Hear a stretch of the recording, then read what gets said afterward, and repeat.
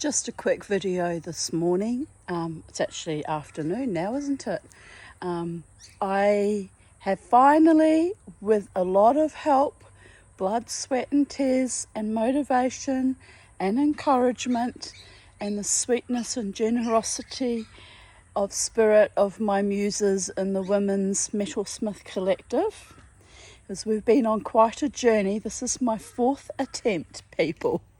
It's taken me 3 days to finally get to the final product. Well, it's not the final product, but the cast product, because I still have a lot of cleanup to do.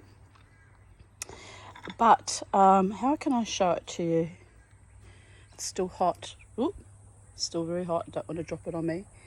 This is my sterling silver stones cast in place, but unfortunately I've buried the stones in the silver. Those little knobby bits I put there on purpose just to add interest next to the stones. I think that little blackened bit, oh my goodness, just about running out of battery. That little blackened bit is one of the stones, so I hope that's, oh no, look, there's another one. There's another one. So I thought I'd buried them all, but I can see 2, and there's 5 in there. Some are smaller. So this is a huge, I got to get out of the sunshine. This is a huge progress for me.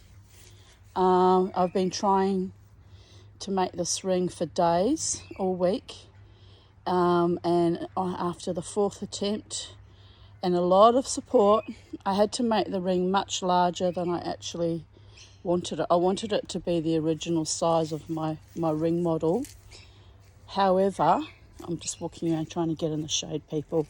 It's scathing hot here, and I'm doing all this melting of silver and craziness in the worst heat wave I've experienced since last summer. So anyway, because I'm incongruent like that and I do what I want, whatever. So anyway, you have to laugh at my crazy creativity and mad ideas. But anyway, this lovely ring is going to take a bit of sanding back and still, trimming back excess silver and clean up. But look, I'm really happy. There are my stones, 2 of them cast in place. The big one, which I was worried that it would only end up on one side, but I'm glad it sort of borders along over towards the middle, so that's all right. Look, it's not perfect, but it's not too shabby either. Just getting the casting done has been a nightmare. I had 3 other failures before this one. So the advice from the jewellers in the Women's Metalsmith Collective to make it larger and was sound. Very good advice, because it gave more room for the silver to flow. And I think I've got this. This is the beginning of making lots of wonderful things. And I'm really excited. Okay, blessed be from sacred space and the coffee tree and the lime tree. And I'm going to, I didn't sleep last night, all night, for anxiety about whether I was going to have a success with this today. My usual state is I get out in the middle of the night, not in the middle of the night, but late at night, and do things, because at night time it's cool. And there's no jealous, envious, spiteful, prying eyes looking at you and judging you kind of thing. So, and it's like, you're like queen of your own domain, melting silver in the night. But the problem is, I don't have a spotlight, so I couldn't actually see properly what I was doing last time, and was working by the light of the map torch, which was fine. I succeeded to melt the silver fine, and the problem was in the actual mould and the casting not being thick enough. So I can melt under the cover of darkness. In fact, that's how I made Yoda. But I decided that I wouldn't take any undue risks yesterday after my terrible... I've eaten my own liver over this thing, honestly. The terrible anxiety I've had over failing yet again.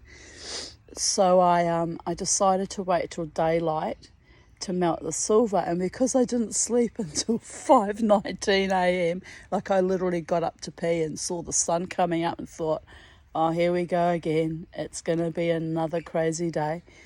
And I actually went back to bed, passed out, woke up at 10:19 exactly 5 hours later.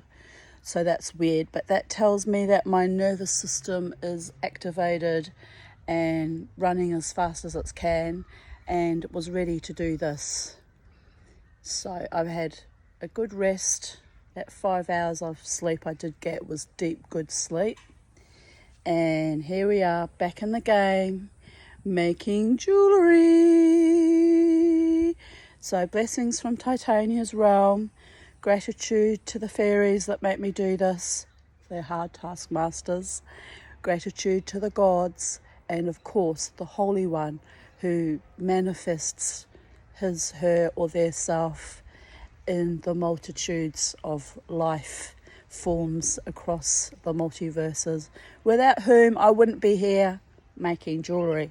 So thank you, and much love from Tanya at Titania's Realm. God's bless.